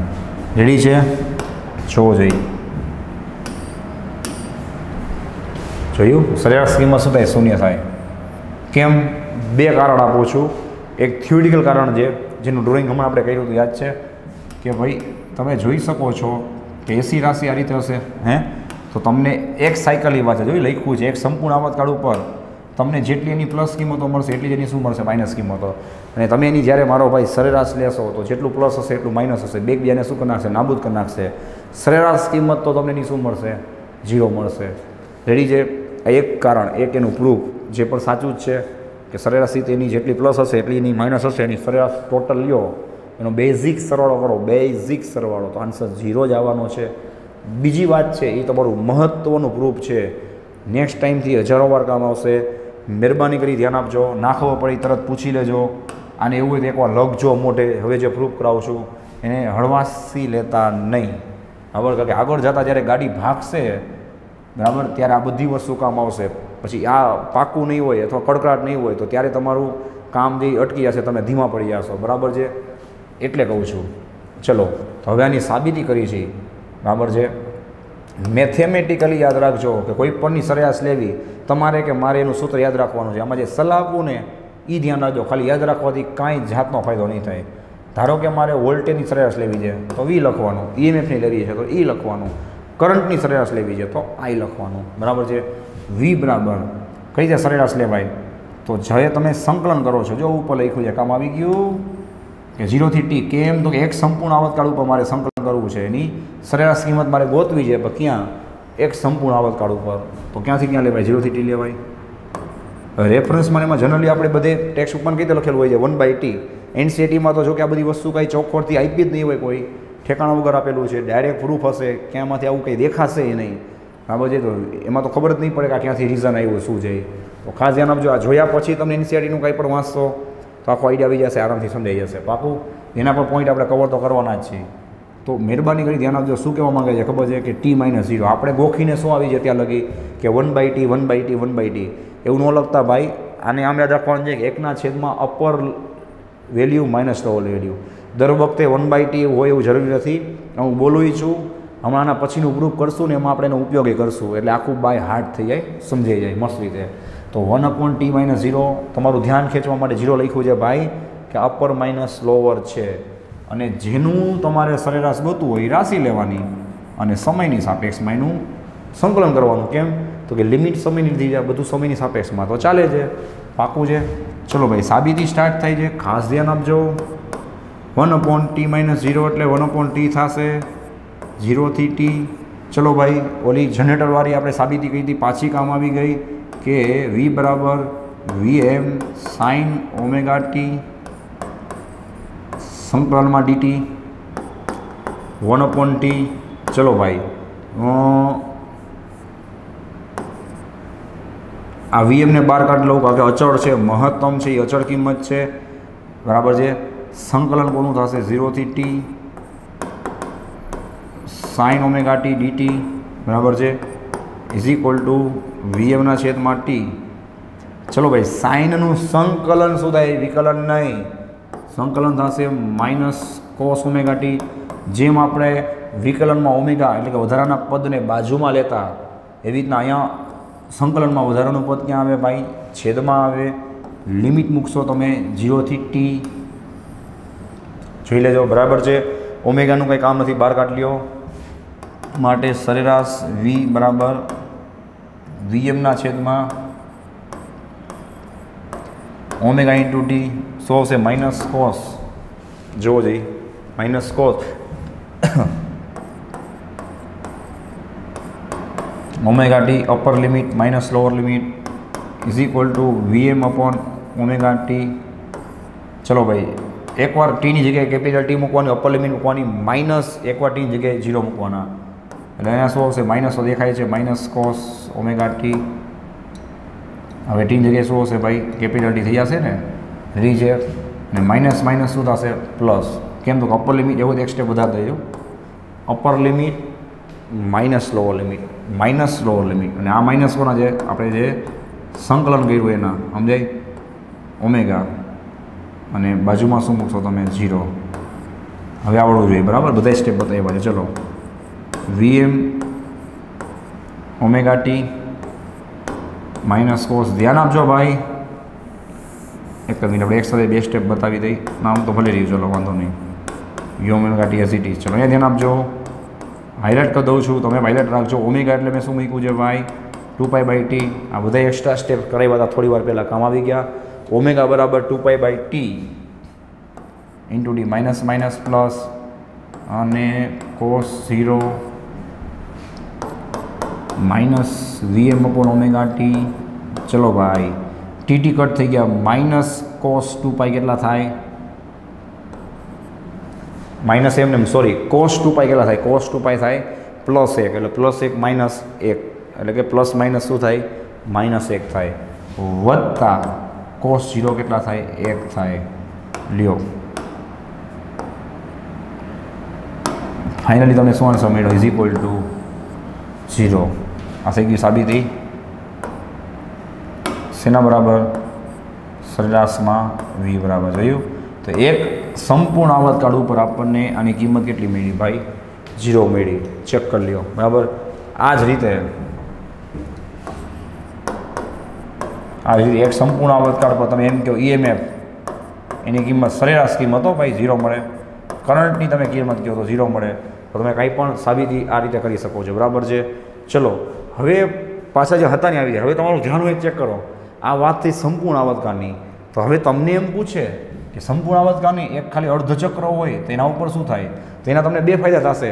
એક તો તમારી જાણ ખાતર જવાબ 0 નહીં આવે, અને બીજું કે સાબિતી પાછી આ કરાવીશ ત્યારે આ વસ્તુ રિવિઝન થશે અને નવા નવા આઈડિયા આવશે કે હા જે આપણે દર વખતે 1/t ગોખતા હતા ભાઈ એવું ન કરાય, અને આમાં કંઈ કન્ફ્યુઝન હોય ને તો એ કન્ફ્યુઝન નીકળી જશે. એટલે આને રિવાઇઝ નથી કરતો, કારણ કે આપણે અર્ધચક્રની સાબિતી કરશું એમાં તમારા બે ફાયદા થવાના જ છે. એમાં રિવિઝન થઈ જશે અને અર્ધચક્ર માટે શું કિંમત આવે એ કામ આવશે. જે આ ચેપ્ટરમાં અને બેઠે બેઠી ચેપ્ટરના અંતમાં અને હજી બેઠે બેઠી ચેપ્ટર 14 અર્ધવાહકની અંદર રેક્ટિફાયરમાં કામ આવશે. હું તમને ત્યારે વ્યવહાર યાદ કરાવીશ, જોઈ લેજો કે આની સાબિતી સહિત આપણે ચેપ્ટર 7માં ભણ્યા હતા. પાક્કું છે?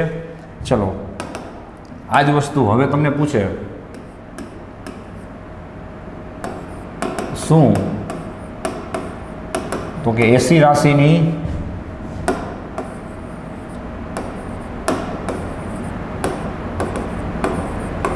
અર્ધચક્ર પર સરેરાશ કિંમત.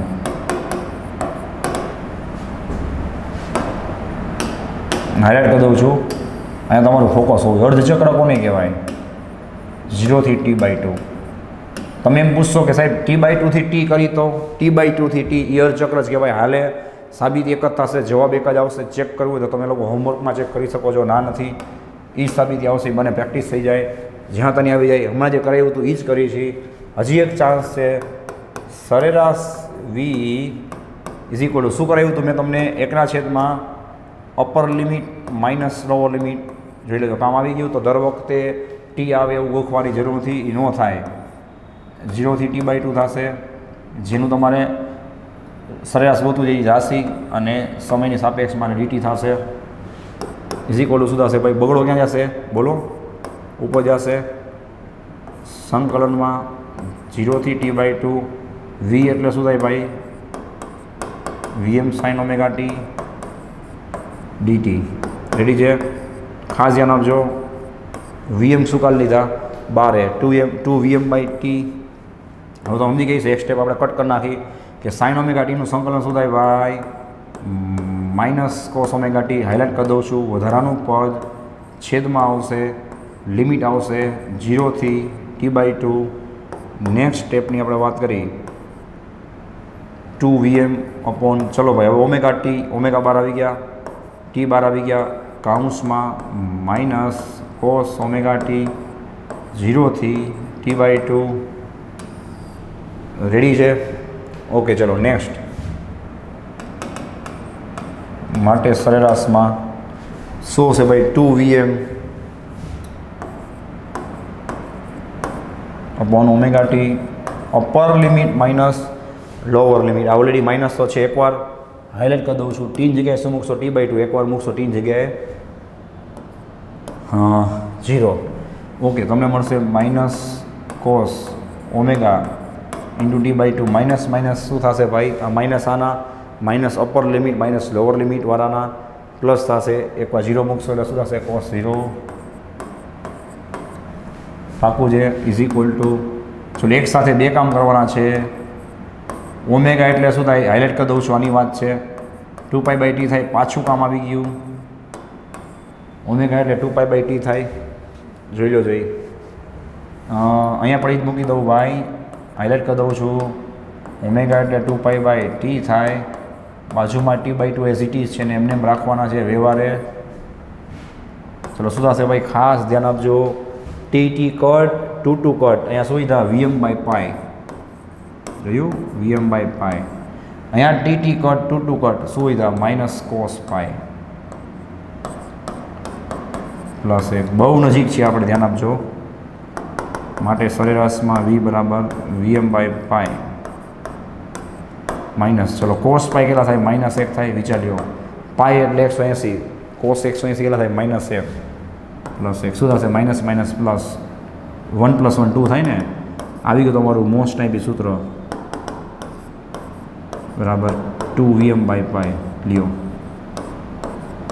2Vm/π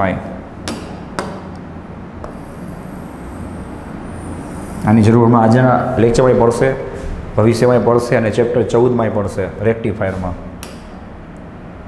जोई लो जी बराबर है आ तमने मळी शेनी किंमत सरेराश किंमत जो सरेराश की जी बात आले पीछे आ तो अर्धचक्र ऊपर एटले के दोरवुं होय आ रीतना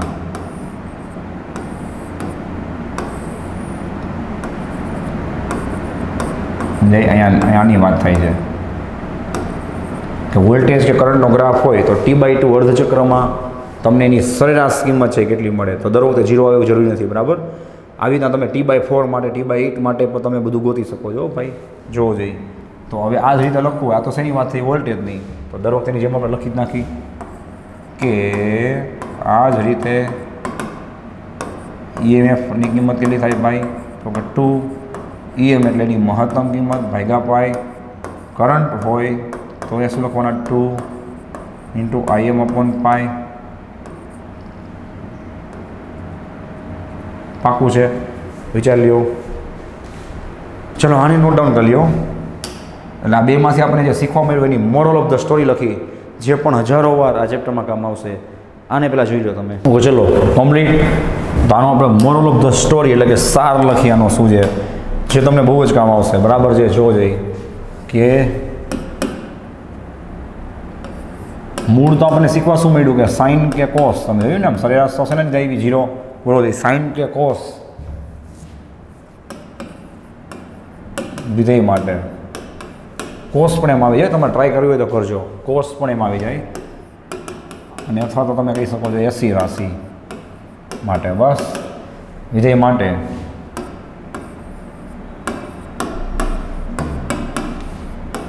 एक संपूर्ण आवतकाल पर संपूर्ण आवतकाल बात है अर्ध नहीं एक संपूर्ण आवतकाल पर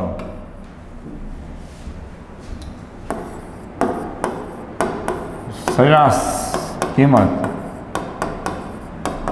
शून्य थाय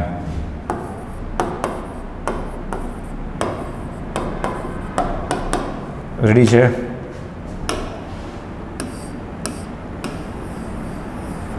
जे आप साबिती सहित कर्યું बराबर है तमने आगे जता बहु काम आवशे आजना विडियो में काम आवशे तो अलग नेक्स्ट टाइम काम आवशे चलो आने तमे नोट डाउन कर लेजो खास नजर में राखजो आ हूँ दर वखते याद करावीश हवे आपणे बात करी छीए नेक्स्ट क्वोंटिटी अपनी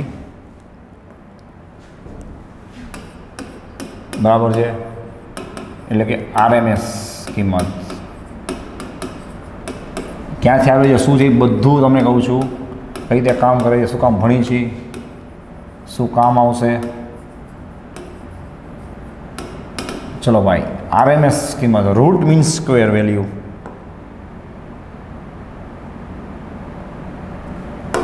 જુઓ, તમે એક અવલોકન કર્યું ભાઈ કે આપણે એમીટર, વોલ્ટમીટર, ગેલોમીટર છે એમાંથી જ્યારે કરંટ કે વોલ્ટેજ પાસ કરી છે, બરાબર છે, ત્યારે આપણને એ ફિક્સ વેલ્યુ બતાવે છે, બરાબર છે.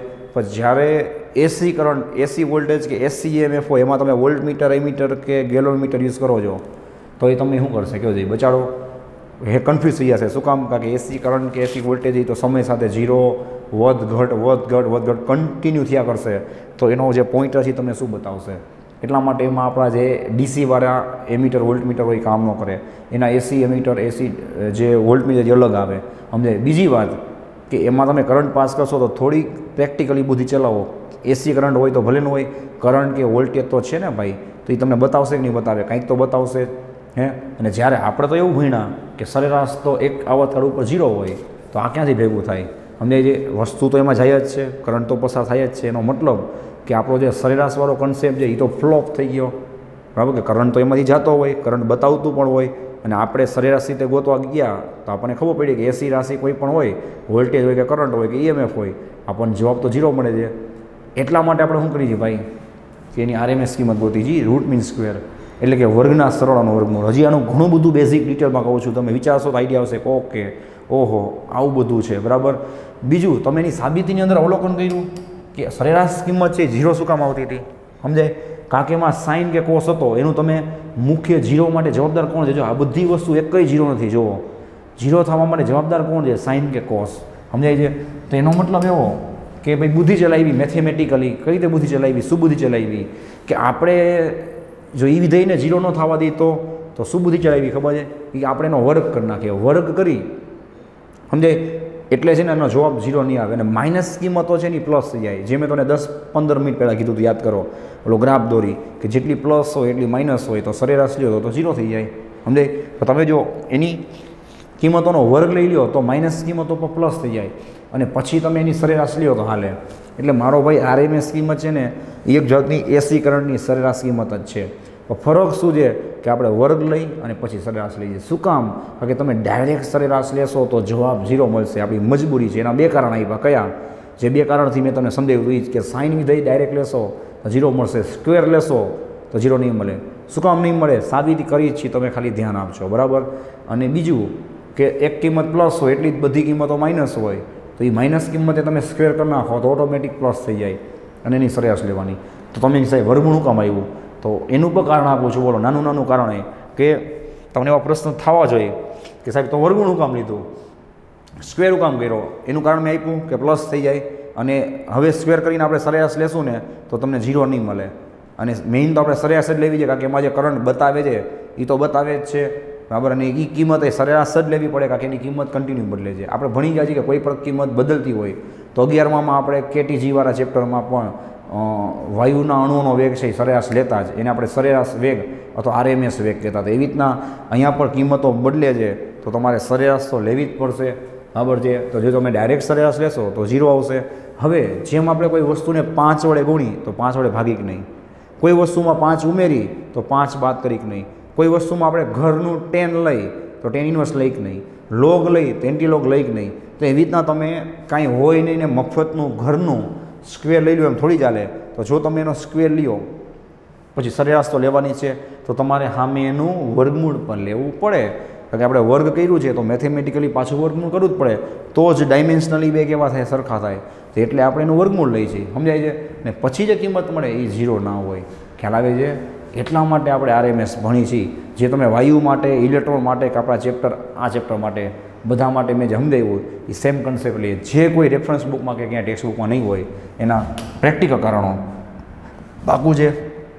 તો જોજો ભાઈ, હજી જે તમે સાંભળ્યું છે એના કરતાં વધારે મજા આવશે પ્રેક્ટિકલી આપણે મેથેમેટિકલી અને પ્રૂફ કરશું ત્યારે, બરાબર. કે ભાઈ સરેરાશ શું કામ ન લેવાય, RMS શું કામ લેવાય, બરાબર છે. ધ્યાન આપજો ખાસ. ચલો, નામ એવું કામ છે. રૂટ મીન્સ સ્ક્વેર એટલે શું થાય? એટલે રાશિના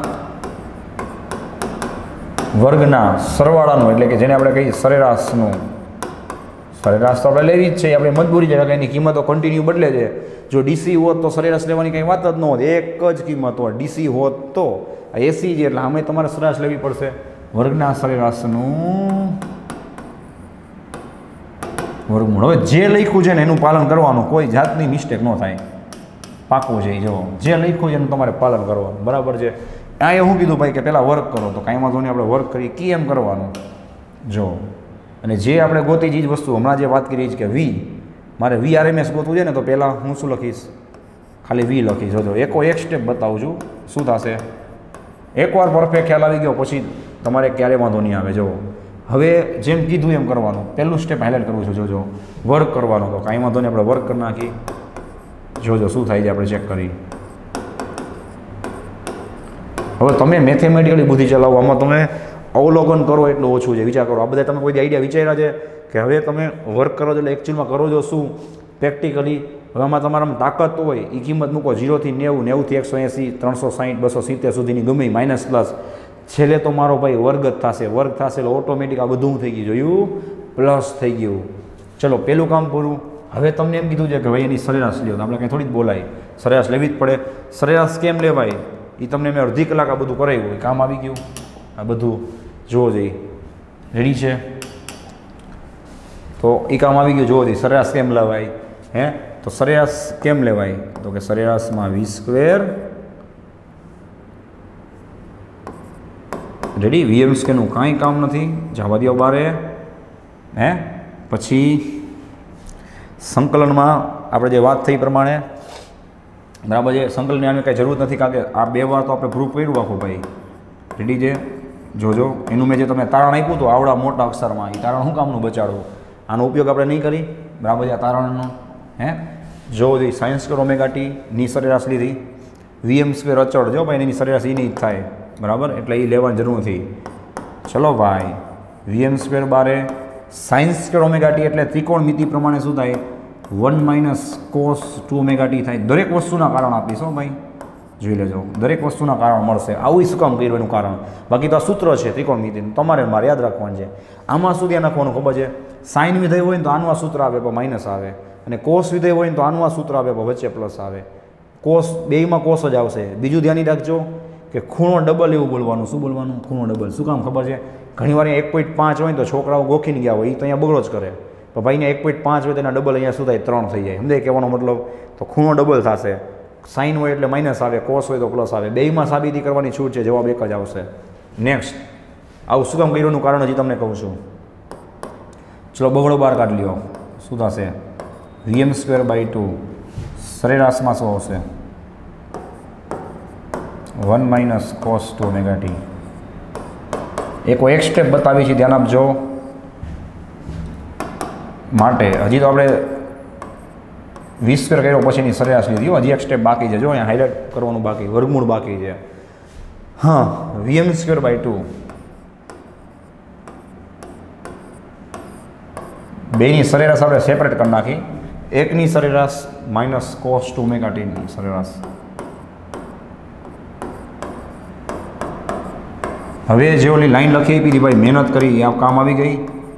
કઈ વિચારો જઈ કે VM²/2 એકની સરેરાશ એક જ થાય, કાંકી અચળ છે. cos 2 ωt, હવે ઓલી લાઈન કામ આવી ભાઈ કે સાઇન કે કોસ વિધેયની સંપૂર્ણ આવતકાળ ઉપર સરેરાશ 0 થાય. તમે પૂછો કેમ, તો કે 2 વાર સાબિતી કરાવી, એક વાર નહીં. કામ આવી ગયું. હવે તમને આખી રમત સમજાશે ભાઈ. સમજાય કે આ સૂત્રમાંથી આમ હું કામ કે sin² છે ને એની સરેરાશ ક્યારે પણ આપણે મેથેમેટિકલી ડાયરેક્ટ લઈ શકી નહીં. કે ઓલી જે 0 હતી ને મારો ભાઈ, એ સાઇનની હતી. આવા બધા કન્ફ્યુઝન તમને થાય પહેલાં જ કહી દઉં છું. આ sin² છે એટલે એની સરેરાશ ડાયરેક્ટ 0 લખાય નહીં, એ સાઇનની સરેરાશ 0 હતી. એટલે આપણે વર્ગમાંથી વર્ગ વગરના સ્ટેપમાં ગયા, અને જે તમને કામ આવી ગયું. કે cos 2 ωt હોય કે ગમે એ હોય, કોસ હોય, વર્ગ ન હોય અથવા સાઇન હોય, તો તમે એને વર્ડથી કહી શકો કે એની સરેરાશ શું થાય ભાઈ, 0 થાય, જે આપણે 2 વાર સાબિત કર્યું. પાકું છે. એટલે આપણે છે ને ભાઈ વર્ક કર્યો. તો વર્ક કરવાના અમે તમને ઘણા બધા કારણ આપ્યા કે કિંમતો બધી પ્લસ થઈ જાય, એમાંથી તમે આગળ જાઓ. તો હવે તમને જવાબ અહીંયા ભલે 0 મળ્યો, તો ફાઇનલ જવાબ 0 મળતો નથી. એટલે કે આપણને કંઈક એની કિંમત મળશે, ને જે ખરેખર મળવી જ જોઈએ. બરાબર? શું એવું બોલો જોઈએ? સરેરાશમાં v square is equal to VM square by 2. અને હવે નિયમમાં કીધું ને ભાઈ એકી એમ કરવાનું આપણે. ચલો હવે આપણે વર્ગમૂળ લેવાનું બાકી છે ને. મેં કીધું ને વર્ગ લ્યો તો પછી વર્ગમૂળ લેવું પડે કે નહીં ભાઈ? અહીંયા આપણે એમને વર્ગ લઈ લઈએ એમ ઘરનું થોડી જ ચાલે, તો વર્ગમૂળ લેવું પડે. તો તમે જ્યારે એનું વર્ગમૂળ લેશો ક્લિયર લખી આપવું જોઈએ. આ બહુ મહત્ત્વનું સ્ટેપ જે તમે આરએમએસ છે ને આરએમએસ આખું આમાં આવી ગયું. જો આ રૂટ, આ મીન, આ સ્ક્વેર, વર્ગના સરેરાશનું વર્ગમૂળ. ચલો આનું વર્ગમૂળ લ્યો જે શું થશે? વીએમનો સ્ક્વેરનું વીએમ થાય, બગડાનું વર્ગમૂળ શું થાય? √2 થાય. અને હવે હું શું કરી શકું ભાઈ? તો કે વટથી લખી શકું કે આના બરાબર આરએમએસ થયું, એટલે હવે હું આને વીઆરએમએસ કહી શકું. તો હવે સરેરાશમાં આરએમએસમાં શું ફરક છે સમજાઈ ગયું ભાઈ? VM by √2. આ તમારું આવી ગયું મોસ્ટ ટાઈપી સૂત્ર, બરાબર છે? તમે હજારો વાર યુઝ કરવાના છો એમસીક્યુમાં. શું બોલવાનું આને હંમેશા? વીએમ બાય √2 નહીં. શું બોલવાનું? તો કે મહત્તમ કિંમત ભાગ્યા √2. આ તમને આપશે એની સરેરાશ કિંમત, બરાબર છે? નેક્સ્ટ હમણાં મેં 2 વાર લખી, ત્રીજી વાર એ જ વસ્તુ કે ભાઈ આ જ રીતે તમારું ધ્યાન દે કે ભાઈ આ જ સૂત્ર ન હોય. કરંટ માટે પણ આ જ સૂત્ર લાગુ પડી શકે, બરાબર? આઈએમ બાય √2, કરંટની મહત્તમ કિંમત ભાગ્યા √2. ઈએમએફ હોય તો શું આવે? ઈઆરએમએસના છેદમાં એની મહત્તમ કિંમત ભાગ્યા √2. પાકું છે ભાઈ? ચલો જોવો જોઈએ. આને નોટ ડાઉન કરી લો એટલે આપણે છેલ્લા ભાગ તરફ આગળ વધી. આ હતું તમારું આરએમએસ. રેડી છે? ચલો છેલ્લા ભાગની વાત કરી, એમાં આ બધી કરાવી છે, બધી વસ્તુની જરૂર પડશે. હવે આપણે પૂરું કર્યું આરએમએસ કિંમત, બરાબર છે? ચલો હવે એક્સ્ટ્રા 2 વસ્તુ કરવાની છે, જે પહેલેથી કહી દઉં છું. ચેપ્ટર 14 રેક્ટિફાયરમાં અને આમાં 2માં કામ આવશે, બરાબર છે? નામ નવું થશે, કામ છે જૂનું. જૂનું મતલબ આજે કર્યું એટલું જૂનું, બહુ જાજુ નહીં. પહેલાં આપણે ભણશું ફોર્મ ફેક્ટર. ફોર્મ ફેક્ટરની વ્યાખ્યા યાદ રાખવાની છે તમારે કે આરએમએસ કિંમત, કોઈ પણ રાશિની આરએમએસ કિંમત, તમે જેનો ફોર્મ ફેક્ટર ગોતતા હોય, વોલ્ટેજનો, કરંટનો, ઈએમએફનો, છેદમાં એની સરેરાશ કિંમત. ચલો આપણે વોલ્ટેજની વાત કરી તો વોલ્ટેજની આરએમએસ કિંમત આપણે જસ્ટ ફાઇન્ડ કરી. શું થાય? વીએમ અપોન √2 થાય. વિચાર લ્યો. અને એની સરેરાશ કિંમત શું થાય ભાઈ? જો આ સાબિતી કરી, જોયું? ગામ આવી ગઈ 2 VM/π. 2 VM/π સરેરાશ કિંમત એટલે શું થાય બોલો? 2 VM/π. રેડી છે? ચલો VM કટ થઈ ગયા. ઉતાવળ ન કરતા હો, પાઈ ઉપર જશે, √2 નીચે આવશે એટલે 2√2 થશે. પાઈ એટલે 3.14 થાય. 2√2 એટલે કેટલા થાય? 1.41 ગુણ્યા 2, 2.82 થાય. અને તમે ટ્રાય કરજો, મને તો આનો આન્સર ખબર જ છે, પણ આપણે ટ્રાય કરી લેવાની, બરાબર છે? હવામાં રહેવાનું નહીં. યસ. ચલો જોવો ਜੀ 3.14 ભાગ્યા 2.82 તમને મળશે 1.11. આવી ગયો ફોર્મ ફેક્ટર. બીજી એક વાત કે ગમે રાશિ માટે ગમે દાખલામાં એક વાત કહું તમને, ફોર્મ ફેક્ટર પૂછે ને એટલે કાંઈ ગણતરી કરવાની જ ન હોય. 1.11 જ આવે. ગમે દાખલો હોય ફોર્મ ફેક્ટર 1.11 જ આવે. શું કામ? જુઓ આ બધી કિંમત અચળ છે. વીએમ √2 2 પાઈ ફિક્સ જ કિંમત છે બધી, બરાબર છે? તો થઈ ગઈ એની સાબિતી. અને નેક્સ્ટ વાત કરી પીક ફેક્ટર. હવે નામ એવું કામ છે, યાદ આવે કાંઈ? મેં તમને પીક વેલ્યુની વ્યાખ્યા કરાવી હતી, બરાબર છે? બધું કામ આવી ગયું. જોયું કે એની પીક કિંમત એટલે કે એની મહત્તમ કિંમત, જેને આપણે કહી છે એનો કંપ વિસ્તાર, છેદમાં આરએમએસ કિંમત. આપણે તમારે યાદ રાખવાની છે વ્યાખ્યા. ચલો ભાઈ, વોલ્ટેજ માટે પીક કિંમત કેટલી હોય? વીએમ હોય. પીક એટલે મહત્તમ કિંમત, સમજાય? છેદમાં આરએમએસ કિંમત, મહત્તમ ભાગ્યા √2 એમ બોલવાનું. વીએમ ઉડી ગયા, છેદનો છેદ ક્યાં જાય? અંશમાં. શું આવશે? √2. √2 એટલે શું થાય ભાઈ? 1.41. જોવો જોઈએ. આ કિંમત એ બધી અચળ વસ્તુ છે, જોયું? ફિક્સ જ થઈ. તો ગમે એમાં પીક ફેક્ટર માંગે તો એને જવાબ એક જ આવે, 1.41. પાકું છે? ચલો આ ખ્યાલ આવી ગયો. થોડીક વાત આગળ વધારી, થોડીક જ બાકી છે કામ આપણું આજનું. બીજી વાત કે ભાઈ આપણા ઘરે 220 આવતા હોય ને, એ તમને ખબર હોવી જોઈએ કે 220 છે એ તમને મહત્તમ કિંમત કહે છે, એની એવરેજ કિંમત કહે છે કે એની આરએમએસ કિંમત. એટલું યાદ રાખજો કે 220 230 છે એ એની આરએમએસ કિંમત છે. એટલે તમને જ્યારે દાખલામાં એમસીક્યુમાં ચોખવટ કરવામાં ન આવે ત્યારે આરએમએસ કિંમત બાય ડિફોલ્ટ લઈ લેવી. તમને એમ કે આ મહત્તમ છે તો જ તમારે એને મહત્તમ સમજવું કે મહત્તમ લેવું. આ સલાહ ખાસ ધ્યાન રાખજો, બરાબર છે. તો આપણે એની વાત કરીએ છીએ કે ભાઈ આપણા ઘરે જે વોલ્ટેજ આવતા હોય વીઆરએમએસ એ કેટલા હોય? આશરે 220 230 હોય, બરાબર. તો એ 220 અને આરએમએસ એટલે શું થાય? મેં શું કીધું હતું? મહત્તમ ભાગ્યા √2 એવું બોલવાનું. માટે વીએમ બરાબર 220 ગુણ્યા √2 એટલે કેટલા થશે? માટે વીએમ બરાબર 220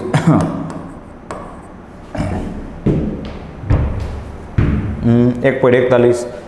માટે ચલો ટ્રાય કરો 220 ગુણ્યા 1.41 તમને મળશે 310 જેવું. તો ધ્યાન આપજો ભાઈ કે એકચ્યુઅલમાં આપણે 220 કહી છીએ નહીં, તો એની આરએમએસ કહી છીએ. આરએમએસ એટલે એની મહત્તમ ભાગ્યા √2.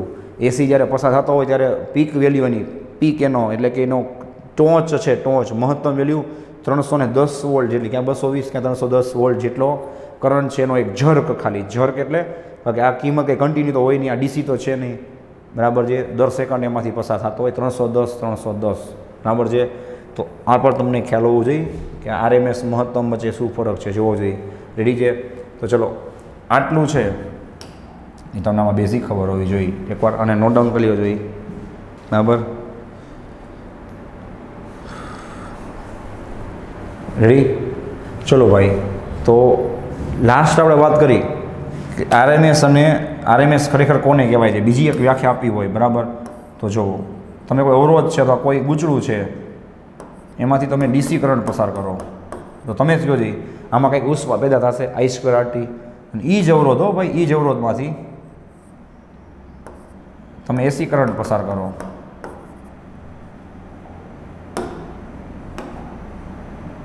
હે, તો આમાંય કંઈક ઉષ્મા પેદા થાય. I²RT જૂલનો નિયમ તો લાગુ પડે જ કરંટ પસાર થાય એટલે. તો તમે જ કહો જોઈએ કે બેમાં સેમ પ્રવાહ હોય, વિચારી લો શાંતિથી, તો શું બેમાં જૂલ ઉષ્મા સરખી પેદા થાય? ન થાય. તો ડીસીમાં જેટલી જૂલ ઉષ્મા પેદા થાય એના કરતાં આમાં થોડીક ઓછી થાય, કારણ કે આની કિંમત છે એ વધઘટ જીરો બધી થતી હોય ને ભાઈ, આની કિંમત તો કન્ટિન્યુ હોય. તો ડીસીમાં જેટલી જૂલ ઉષ્મા પેદા થાય છે એટલી જૂલ ઉષ્મા તમારે એસીથી પેદા કરવી હોય તો એની જે કિંમત તમારે જરૂર પડે એને શું કહેવાય? એની આરએમએસ કહેવાય. કારણ કે આરએમએસ તો એસીની જ હોય ને ભાઈ, ડીસીની થોડી જ હોય. ફરીથી છેલ્લી વાર રિપીટ કરું છું, ડીસી કરંટ નાખવાથી કે ડીસી વોલ્ટેજ આપવાથી જેટલી ઉષ્મા પેદા થાય એટલી કરંટ કે એટલો વોલ્ટેજ છે એ એસીમાં આપણે એટલી ઉષ્મા આપણે એસી પસાર કરી અને ઉત્પન્ન કરવી હોય તો જે કિંમતની જરૂર પડે એને એસીની શું કહેવાય? આરએમએસ કિંમત કહેવાય. કારણ કે બેમાં સેમ નહીં થાય. તમારે આમાં ઉદાહરણ આપવું જોઈએ પ્રેક્ટિકલી, સમજાય? આમાં ધારો કે 200 વોલ્ટ આપવાથી કેટલા? 200 વોલ્ટ આપવાથી 50 જૂલ ઉષ્મા પેદા થાય. તો મારો ભાઈ આમાં 200 વોલ્ટ આપવાથી 50 જૂલ ન થાય, તમારે ઝાઝા આપવા પડે, બરાબર. તો જે આપવા પડે એ સમજે, જે આપવા પડે એ વોલ્ટેજને શું કહેવાય? એના આરએમએસ કહેવાય.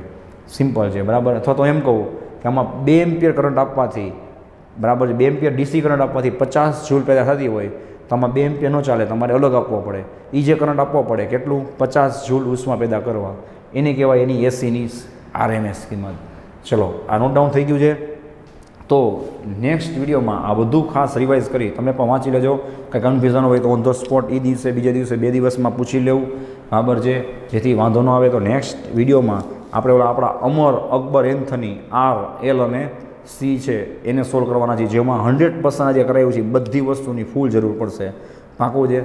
સો thanks for watching this video. Take care of your self and C you soon in the next lecture.